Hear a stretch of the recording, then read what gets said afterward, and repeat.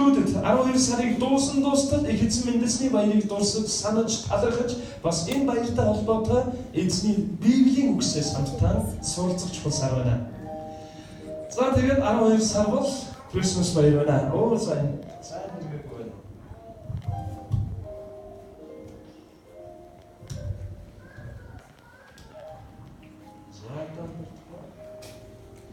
Тэнд юу залгасан болов?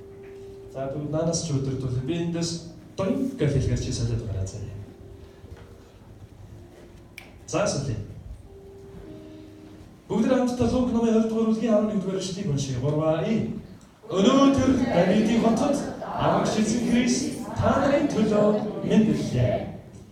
Давидын хот буюу Бэтлехэм хотод мэндэлсэн их эзний тэр гайхалтай онцгой түүхээс бүгд хамтдаа суралцах. Өдрийн сургаалын сэдэв бол Давидын хот Бэтлехэм гэдэг сэдвээр эзний үгийг хамтдаа суралцлаа. За олон зуун жилийн өмнөх зөвгөнлүүд биелэл болсон. Их эзэн Есүс энэ дэлхий дээр бүхэн төрлөختний авралыг гүйцэлдүүлэхээр тэдний амьдрал дээр байгаа гэм нүглийн төлөөсийг төлөж тасарсан байсан тэр харилцааг сэргээж хүн төрлөختнийг бурхан аврал авцрахын тулд их эзэн Есүс энэ дэлхий дээр мэндэлсэн. Харин ийхүү мэндэлсэн үйл явдал нь олон зууны тэртээс зөвгөгдсөн байгаа. ертөнцийн эзний ер үсгийн элчнэр олон зуун жилийн өмнөх зөвгөнлүүдээр дамжуулан эртний хот Бэтлехэм их эзэн мэндэлнэ гэдгийг зөвлөж өгсөн. За ертөнцийн эзний гайхамшиг төлөвлөгөө биелээ болсон. Ингээд юу болсон бэ? Яг зөвгөнлийн дагуу их эзэн Есүс Давидын хот Бэтлехэм мэндэлсэн байна. Меканоны 5 дугаар бүлгийн 2 дугаар эшлэлдэр байгаа нэгэн зөвгөнлийн үгээр хамтдаа уншъя. 3 Харин Бэтлехэм Эфрата хэдийгээр чи Юдагийн бүлүүдийн дунд өчүүхэн авч миний төлөө Израилийг захирах нэгэн нь чамаас төрн гарах болно. Энэ нь эртнээс хийгээд мөнхөөс үүдэлтэй гэсэн. Эртний иш үзүүлэгч Микагаар дамжуулан эзэн Бэтлехэм хотод мэндэлнэ гэдгийг ийхүү зөвлөсөн. Харин эртний иш үзүүлэгч Исаягаар дамжуулан Исая номын 7 дугаар бүлгийн 14 дугаар эшлэлдэр хамт уншъя. Тийм учраас эзэн өөрөө чамд нэгэн тэмдэг өгнө. Үзэгтэн нэгэн онгон бүсгүй хүүхэдтэй болж хүү төрүүлээд түүнийг Эммануэль гэж нэрлэх болно гэсэн. Дараагийн слайд. Дараагийн Исая 9:6-аар ингэж хэлсэн байна. Учир нь бидний төлөө хүүхэд төрж бидэнд хүү өгнө. Засаглал түүний мөрөн дээр байх болно. Түүний нэрийг гайхамшигт зөвлөгч хүчит бурхан мөнхийн эцэг энхийн Жон гэж дуудана гэсэн. Яг энэхүү зөвлөгдсөний дагуу их эзэн Есүс одоогоос 2000 гаруй жилийн тэртээ энэ дэлхий дээр мэндэлсэн байна. Тэгэхээр их эзэн Есүс мэндэлсний энэ баярын өдөр эртнээс зөвлөгдсөн Бэтлехэм хотод төрсөн эзэн Есүсийн түүхээс хамтдаа суралцъя. Исая зүнч бол эзэн Есүс мэдлэгээс 800 гаруй жилийн тэртээ амьдарч байсан. Харин бидний цаг үеэс 2800 гаруй жилийн тэртээ амьдарч байсан гэсэн. Эзэн Есүс мэдлэгээс 800-ны тэртээ эзэн энэ дэлхий дээр хүн төрлөختний аврал гүйцэлдэж ертөнцийн эзний авралын биелэл болж их эзэн Есүс мэндэлнэ гэдгийг ийхүү зөвлөж байсан байна. Яг энэ зөвлөлд нь биелээ болон эртний хот Бэтлехэмд эзэн Есүс мэндэлсэн. Харин Бэтлехэм гэдэг нэрний утга учир нь талхны байр гэсэн утгатай. Иохан номын 6 дугаар бүлгийн 35 дугаар эшлэлдэр эзэн Есүс өөрийгөө ийхүү танилцуулсан байна.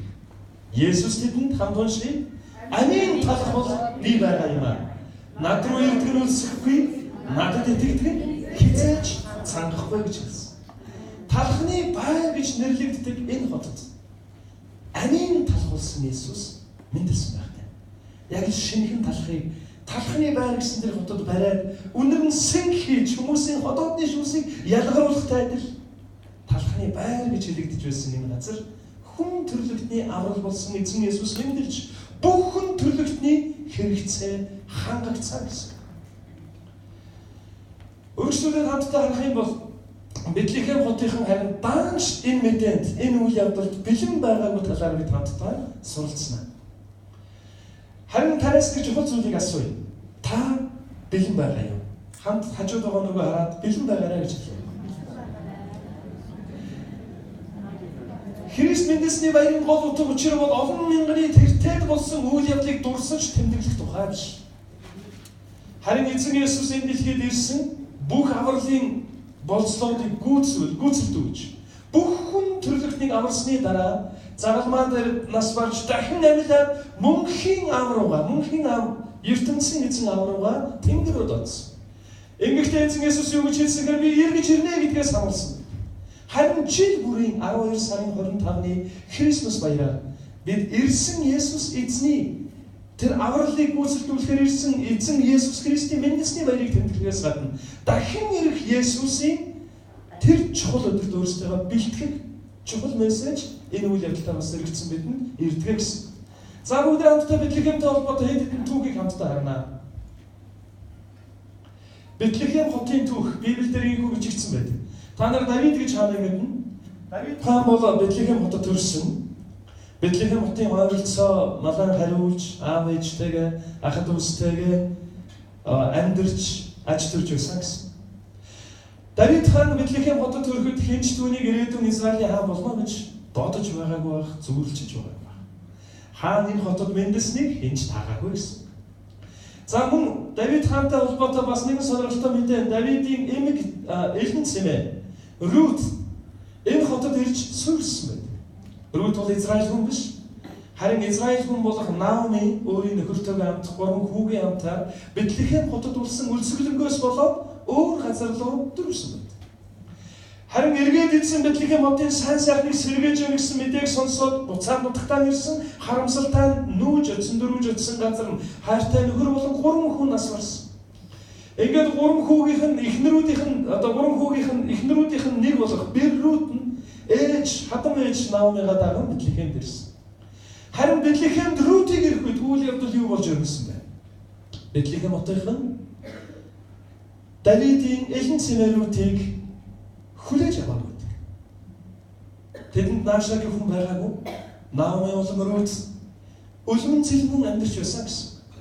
Харин өмнөх хоол орж идэхийн тулд Боаз гэдэг хүний тарай талбай дээр очиж үлдсэн өвдөл цөвдлийг нь цуглуулж түүгээр хотоодоо дүүргэж амьдралаа хангадаг байсан. Тэгэхээр эзэн ахуй түүхийг бичих гэж байхад ч гэсэн энэ хот юу ч ажираагүй энэ хот Рутыг бас хүлээж аваад байсан гэсэн. Үргэлжлүүлээд харуул. Аврагч эзэн ч гэсэн мэндэлдэг тэр шин Бэтлехэм хот эзнийг хоноглуулах газаргүй болтлоо. Эзнийг хүлээж авахгүйгээр пик дүүрсэн хүнтэй байсан гэсэн. Их сонирхолтой. Хүн төрлөختний аврагч Бэтлехэм хотыг сонгож очсон атал Бэтлехэм хот түүнийг багтаах зайгүй байсан гэсэн. Ямар ч дэм бодол тэднийг хүлээж аваагүй. Ингээд эзэн малын твшин, малын сарвчин энэ дэлхийг мэндэлсэн. Бид ч гэсэн заримдаа их эзэн Есүс бидний амьдралд өөрийн үгийг илгээхгүй, тэр үгийг сонсох, тэр үгийг амьдралдаа оруулах, тэр үгийг талархан хүлээн авах зүрх сэтгэлдээ орон зайгүй болтлоо өөр олон зүйлээр чигжсэн дүрцсэн байдаг.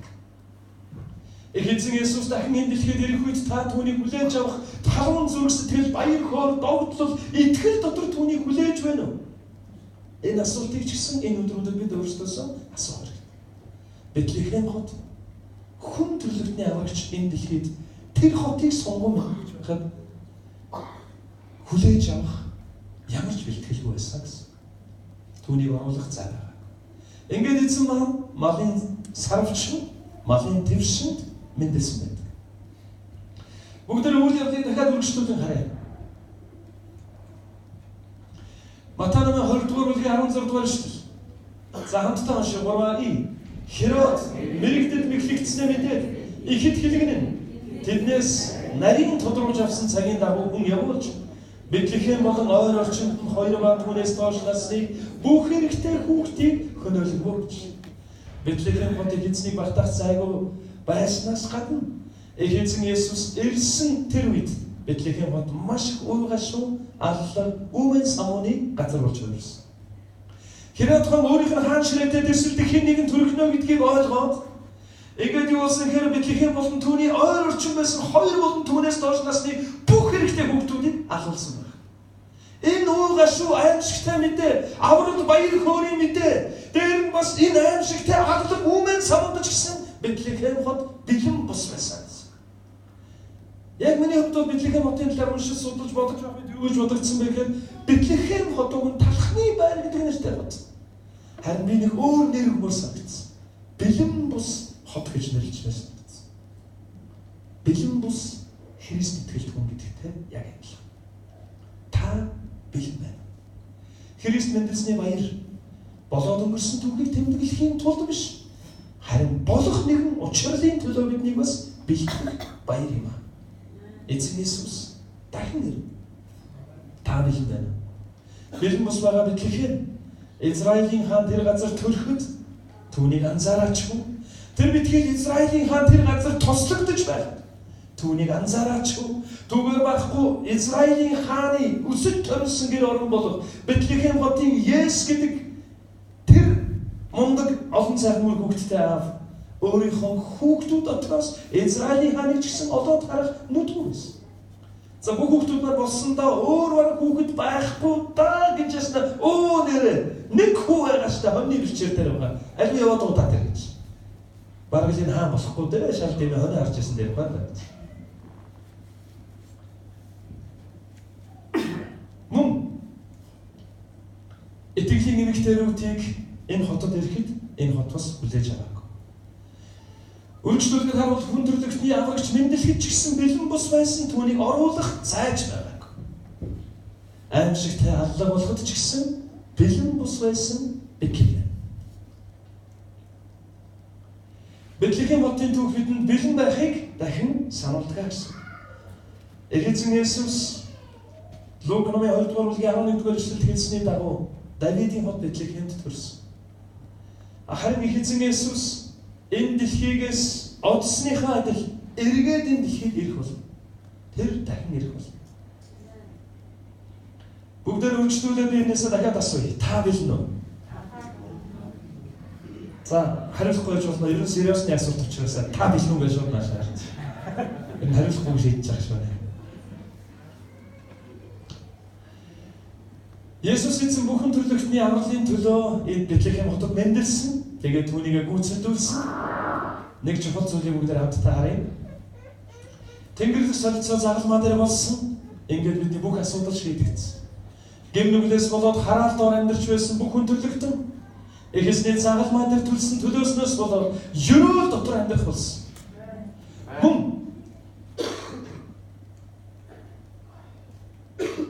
буруутгал зэмлэл дор амьдарч байсан та бид бүгдээрээ зөвтгөл дотор амьдрах болсон. Гэм нүглээсээ болоод мөнхийн эзнээс хагцаж хаашаа явхаа юу хийхээ хэн рүү хандхаа мэдгүй төөрж хөдөлж явсан биднийг эзэн Иесус загалмаа дээр өргөссөн тэр өргөлөөсөө болоод мөнхийн эзэнтэй нэгдгсэн. Мөн үхэх тавилантай энэ амьдрал дууссаны дараа мөнхийн зовлон ертөнцийн эзний өөр хэлэн дотор шатах тавилантай мөнхөд тарчлах тавилантай гэмт хүмүүс та бидэнд эзэн Иесус загалмаа дээр авралыг авчирч мөн ханийн өрөөлийг бэлэг болгон өгсөн. Эзэн Иесус Бэтлехемд төрсөн ингээд авралыг бүрэн гүйцэлдүүлсэн. Тэгээд тэр тэнгэрөд өргөгдөхийн өмнө юу гэж хэлсэн бэ гэхээр би дахин ирнэ гэдгээ илэрхийлсэн. Есүс эзэн дахин ирэх болно. Крисмас хоёрын гол утга учир бол дахин ирэх эзнийг тэсэн ядан хүлээх. Харин Библийн судлаач, Христ итгэл судлаач, профессор C.S. Lewis гэж хүн гэж хэлсэн байдаг. Мөнхийн улсын талаар боддог. Есүсийн дахин ирэлтийг хүсэн хүлээдэг хүмүүс өдөр бүрийн одоогийн амьдралдаа илүү хариуцлагатай амьдарч чаддаг гэж хэлж байна. Бүгд хажууд байгаа хүмүүс рүү хараад нэг тогтог хардаа. За тэгээ намайг хэлэхээр дагаж хэлээрэй. Мөнхийн улсын талаар боддог. Есүс эзний дахин ирэлтийг тэсэн ядан хүлээдэг. Хүмүүс өдөр бүрийн амьдралдаа одоогийн амьдралдаа илүү хариуцлагатай амьдардаг. Амен. Есүс эзний дахин ирэх өдөрт бэлдэж байгаа итгэлийн хүн зүгээр л өдөр болгоны өөрөөрөө өнгөрүүлж арга цаан амьдарч байгаа итгэлийн маягаар тэнгэр газар шиг ялгаа байдаг. Ёс суртахууны ялгаа, сонголтын ялгаа, уур уцаар бухимдал, харилцаа, альва хандах хандлага бүх зүйл нь тэнгэр газар шиг байдаг. Харин жил бүрийн Крисмас баяр бол дахин ирэх Есүстэй уулзахад бэлтгэх. Дотор маань унтчихсан байгаа итгэлийн хүнийг wake up гэж сэрэх чухал баяр байна. Амен. Баярлалаа. Христосний дахин ирэлтийг тэгвэл бид хэрхэн хүлээх вэ? Би таны 3 чухал зүйлд ятгамаар байна. Эхнийх нь Матай 28:18-аас агуу захирамжийг биелүүлж, хаан цаг эзний сайн мэдээг тунхаглан, дагалдагчдыг бэлтгэж, эзний дахин ирэлтийг хүлээе. Хоёрдугаар нь Матай 28:18-аас 28 агуу захирамжийг биелүүлж, хаан цаг сайн мэдээг тунхаглан, дагалдагчдыг бэлтгэн, эзний дахин ирэлтийг хүлээе. Амен. Харин гуравдах нь агуу захирамжийг биелүүлж, хаан цаг эзний сайн мэдээг тунхаглан, дагалдагчдыг бэлтгэж, эзний дахин ирэлтийг хүлээе. Амен. Тэгэхээр эзнийг дахин ирэлтийг бүгдээ яг ийхүү хэлсэн ядан хүлээцгээе. Яг үнэнд хэлэхэд бидэнд өгөгдсөн амьдрал тийм ч урт биш. Энэ дэлхий дээр өнгөрүүлэх амьдрал. Тэгээд бид нар маш олон зүйлийг хэрэгтэйггүй зүйл зүгээр л зардаг. Сайн мэдээний төлөө та амьдралаа хэрэг зориулж байгаа. Хэн нэгнийг дагалдуулахын тулд амьдралаа хэрэг зориулж байгаа. Эзний дахин ирэлтийг тэлсэн ядан хүлээхдээ баярын мэдээг бусдад хуваалцахын тулд, эзний алдрын тулд амьдрахын тулд, агуу захирамжийг биелүүлэхийн тулд та цаг замаа хэрэг зориулдаг. World News буюу дэлхийн мэдээ сонинд нэгэн сонирхолтой мэдээлэл гарсан байна. Хэрвээ бид энэ дэлхий дээр 70 нас наслнаа 70 жил амьдрнаа гэж үзвэл энэ 70 жилийнхаа 6 сарыг нь гэрлэн дохион дээр зогсож өнгөрүүлдэг гинэ. 8 сарыг нь имэйлээр шалгаж өнгөрүүлдэг гэж. Харин 1 жил барьсан тавьснаа хайж авч өнгөрүүлдэг гэж. 1 жил ингээд. 2 жил залгсан дуудлагынхаа хариултыг хүлээж өнгөрүүлдэг гинэ. Хүлээгээл ингээд байж байгаа юм. Тэр 4 жил гэрийн ажил хийдэг, 5 жил очрод дараалан зогсож хүлээдэг. Өргөжлөлтөд харуулах сонирхолтой мэдээлэл. Хэрвээ та дэлхий дээр 70 жил амьдрнаа гэж үзвэл 20 жил унтаж, 20 жил ажиллаж, мөн 7 жил тоглож, 5 жил хугацаа өмсөж, тайлж, 2.5 жил орондоо хөрвөөж энд унтахаараагүй шүү. Зүгээр л орондоо хөрвөөж байгаа. 2.5 жил орондоо ирж тийшээ хөрвөөж, 5 сар гутлаа үдэж өнгөрөөдөг гинэ. Яг ингэ бодохоор цаг хугацаа айгүй богинохон багц. Бүхэл бүтэн 70 жилийн 5 сарын гутлаа өгнө. Тэгэхээр өнөөдөр өсрээд үдээсгүй гутлаа байвал сайн мэдээнд илүү цаг зарцуулж чадах юм болов уу? Энэ завгүй амьдрал биднийг араас нь шахаж байгаа янз янзын зүйлүүд рүү өөр зүйл бодох цаггүй болтол бодлыг маань дүүргэж байгаа. Энэ амьдрал дундаа бид хэрхэн эзний дахин ирэлтийг бодож, санаж, бэлдэж хүлээх вэ? Агуу захирамжийг биелүүлж, сайн мэдээг тунхаглаж, эзнийг баярлуулдаг зүйлийг хийж хүлээе. Амен.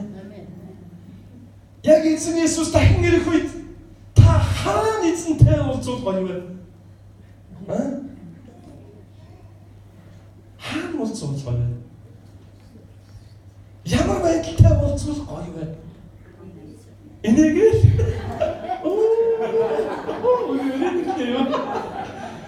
нэгээр сүмдэр байх юм уу? Ирч магадгүй байл ингэ сүмдэр л. За одоо хараа цуглаанд эзэн ирч магадгүй байж. Эрэгт сайн дуулцаа та нар ивчээр. Эзэн Есүс дахин ирэх тэр цаг нь гинт байх болно гэж хэлсэн. Яг л энэ шөнийн манааны үеэр хулгайч гитэн орж ирэх байдаг. Хулгайч нар энэ тэн зарлал тавьдгүй үстэй. Эрэгт 7 хоногт хан улд дүүргийн бие бас идэд байгаа. Тэдэд байгаа. Эрдэнэ баярын тулгай байна. Тэр үеэр гэр орондоо байхгүй байгаараа гэж. Тэгээд эрдэнэ баяр маань зарлал харамтай. За энэ үеэр хойлоо гадагшаа юм биш үү? Ямар ч зарлал хэлэхгүйгээр өрлөггүй зочин шиг гинтхэн үсрээл байна. Тэгэхээр эзний дахин ирэлт нь гинт байх болно.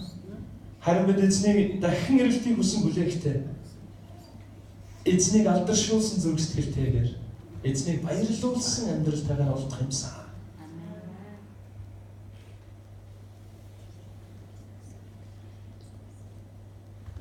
Бүгдээ хамтдаа энэ ишлэгийг уншийе. Илчил номын 22 дугаар бүлгийн 20 дугаар ишлэл. Эдгээр зүйлсийг гэрчлэгч тэр тиймээ би удахгүй ирнэ гэж айлтгаж байна. Амен. Ирээрээ эзэн Есүс. Яг ингэж хэлж чадах юм байна. Эзэн өнөөдөр ирвэл би бэлэн байна. Гэж хэлхэн байна уу? Гараа өргөд хэлэн байна уу? За ихэнх цаг баяжаараа бинийг янзлуулж байна гэдэг. Эзэн Есүсийн дахин ирэлт нь итгэлийн хүмүүсийн хувьд бол яг л энэ үгтэй адил баяр хөөртэйгээр угтан золгох цаг гэж. Харин гэм нүгэлтэйгээ хутгалтаж эзний үгийг уншсан хэрнээ эргэж хараад мартаж өөрийнхөө амьдарч байгаа хүмүүсийн хувьд бол айцтайгаар түгшүүртэйгээр эзний шийтгэлтэй нүүр тулах гэж байгаа юм шиг тийм мэдрэмжтэйгээр хүлээх цаг байна гэсэн. Ах дүүс нь их эзэн Менделсний баярын гол утга учир бол ирсэн Есүсийн төлөө талархаас гадна ирэх Есүстэй уулзахад бэлтгэх цаг байна. Та Есүстэй уулзахад бэлэн. Зүрх сэтгэлээ зэгцлэе. Матай намын 25 дугаар бүлгийн 31-ээс 46 дугаар ишлэгийг уншаарай гэдэг даалгавар хэлээд байна. Хэрхэн эзний дахин ирэлтэнд бэлтгэх байна. За бүгдээрээ тэмдэглэж аваарай. Матай намын 25 дугаар бүлгийн 31-ээс 46. Тэгээд уншаад ойлгосон зүйлүүдэд цуглааныхаа групп төр тэмдэглээрэй. Уншаарай. За хажууд оноор гараад хэлээрэй. Уншаарай.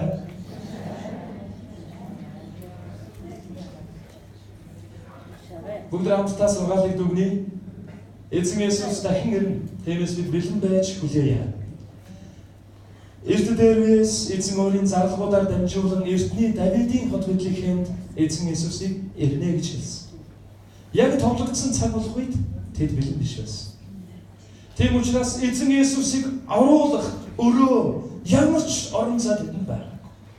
Тийм учраас бидний эзэн малын сарвшин, малын твшин дээр энэ дэлхийд мэндэлсэн. Харин эзэн Есүс дахин ирнэ гэдгийг Библийн маш олон хэсэг бидэнд сануулдаг. Харин тэр дахин ирэхгүй түүнтэй уулзах тогтол, итгэл, найдвар, тэрсэн ядан хүлээсэн, итгэлээ сахисан, сайн мэдээг бусдад тунхагласан, хэн нэгнийг эзэн рүү дагалдуулсан ийм л итгэлийн амьдралын түүх дотроос эзэнтэй уулзвал ямар том ирүүл. Эзэн өнөөдөр яг л энэ зүйл биднийг ятгах байна. Өдөр бүр бурхан эзнээ хүндэтгэн, бусдад сайн мэдээг тунхаглан, дагалдуулж их эзний дахин ирэлтэнд бэлтгэн хүлээе. Амен. Пастор Чарльз Спurgeon гэж хүн гэж хэлсэн байна. За энэ хүн бол Английн сэргэлтийн хөтөлбөрийн удирдагч, асар олон пасторуудыг бэлтгэсэн хүн. Тэгээд өдөр бүр сайн мэдээг тунхаглах талаар ийхүү хошгинж хэлсэн байна. Мөнхийн улсын талаар хэн нэгэнд ярихдаа хуваалцахдаа баяр хөөрөөр гэрэлтэж сүрж авлантайгаар хуваалцаарай. Харин мөнхийн зовлонгийн талаар ярихдаа өдөр бүр ямар царай тавиадаг яг тэрээр харуулж байна. Тэр төрхөөл харуулхад болно. Тэгэхээр эзний дахин ирэлтийг хүсэн хүлээхдээ баяр хөөртэйгээр сайн мэдээг тунхаглан хэн нэгнийг Христ эзэн рүү дагалдуулан хүлээе. Христийг эзэн мэндэлсэн баяр ойрцоор байна. Харин энэ өдрүүдэд итгэлээ дахин эзэн дотор барьж байгуулан Христ мэндэлсний баярт бэлтгэцгээе. Энэ дахин ирэх эзэн Есүстэй уулзах бэлтгэлийн цаг хугацаа байна. Бүгд хамтдаа суулгаасаа босоо их эзний өмнөрөө.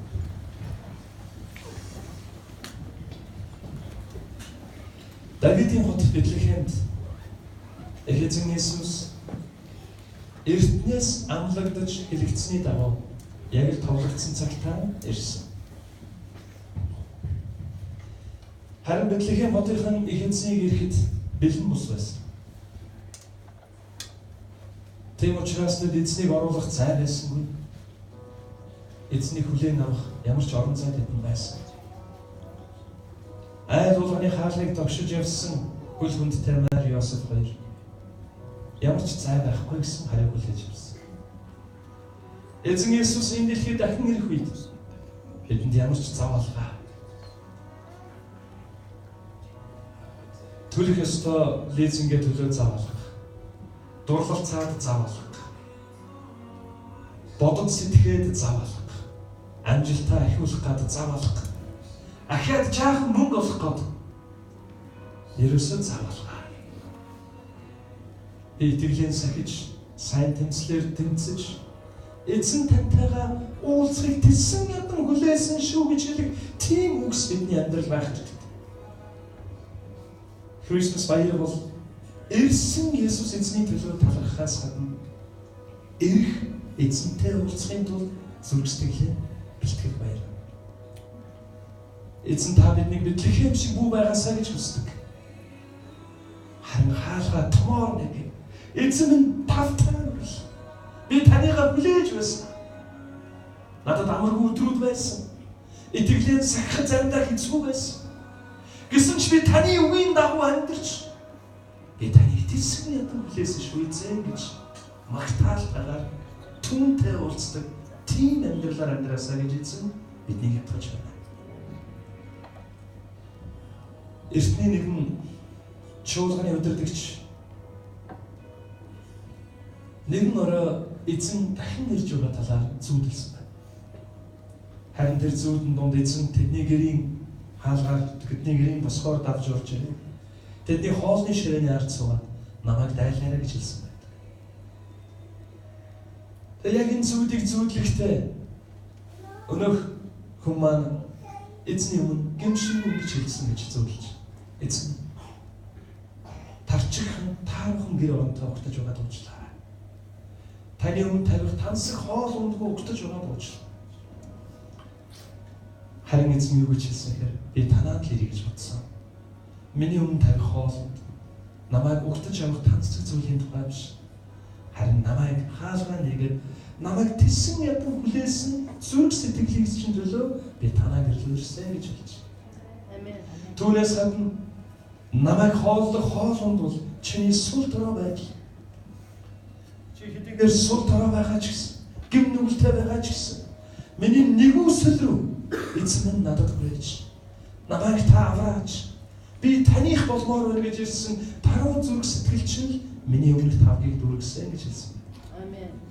Тэгэхээр ах дүүс бид эзнийг дахин ирэхийг хүлээхдээ гойж хангалж гойж амьдралын олон бахархлуудаар ингэрэн дүүргэж эсвэл эзний дахин ирэхийг бид хүлээхдээ олон амжилтын эзэн болж хүлээх тухай биш. Харин цэвэр зүрх сэтгэлээр эзнийг хүлээх тухай. Эзнийг тэсэн ядан хүлээж эзэнтэй уулзах зүрх сэтгэлээр бэлтгэе. Энэ бол Christmas баярын бидэнд сануулдаг мессеж байна. Эзэн дахин ирэх бол. Хамтдаа залбирая. Хайртай бурхан эзэн. Одоогоос 2000 гаруй жилийн тэртээ та бидний авралын төлөө энэ дэлхий дээр та мэндэлсэн. Олон зууны тэмдгээс таны мэндэлхэн цогцолдож байсан ч таныг энэ дэлхий дээр мэдлэх үед Бэтлехэм хот таныг оруулах цай байгаагүй. Тэрээс та малын сарвч тэжээлийн твшинд мэндэлсэн байлаа. Энэ үйл явдлыг бид эргэн дуусгахдаа эзэн бид бас зүрхэндээ таныг оруулах цай байхгүй болтлоо. Хэн нүгэл, завгүйдэл, эд хөрөнгөний хүлээс шунал тачаал баяр суурны төлөө тэмцэлээр зүрх сэтгэлээ дүүргсэн нэгэн байхгүй байгаад бидэнд туслаач. Харин бид таныг хүсэн хүлээж зүрх сэтгэлээ өргөнөөр нэгээд эзэн минь би таныг хүлээж байсан. Тавтай нэрэл дахин ирэх Есүс би таныг хүлээж байсан. Тавтай нэрэл гэж хэлэх итгэлийн бэлэн байдлаар биднийг та зэвсгэж өгнө. Ирж байгаа 7 хоног, ирж байгаа өдрүүдийн туршид энд байгаа таны охид хүмүүд эзэн таны дотор алхаж, таныг хүндэлж, таныг хайрлан, зүрх сэтгэл итгэлээ таны дотор цэгцлэн танаар бэлгэх болтугай. Тэдний амьдралын талбар бүр дээр та өрөөлөө далай усаар дүүрэн байдаг шиг бэлгэх болтугай. Эд метралийн өрөөл, итгэл, найдвар, баяр хөөр эзэн танаас эмээх зүрх сэтгэлээр амьдрах өрөөл. Эзэн минь таныг алдаршуулсан гэрчлэлүүд, ахиц дэвшил, эзэн минь баяр хөөрөөр амар амгалангаар тэднийг та ерөөн дүүргэж өгөөрэй. Амен. Бидний авралын төлөө Бэтлехэмд мэндэлсэн. Загалмай дээр бидний бүх гинийн төлөөсийг төлөж, дахин амьдсан, дахин ирэх Есүс эзний нэрээр ерөөн залбирч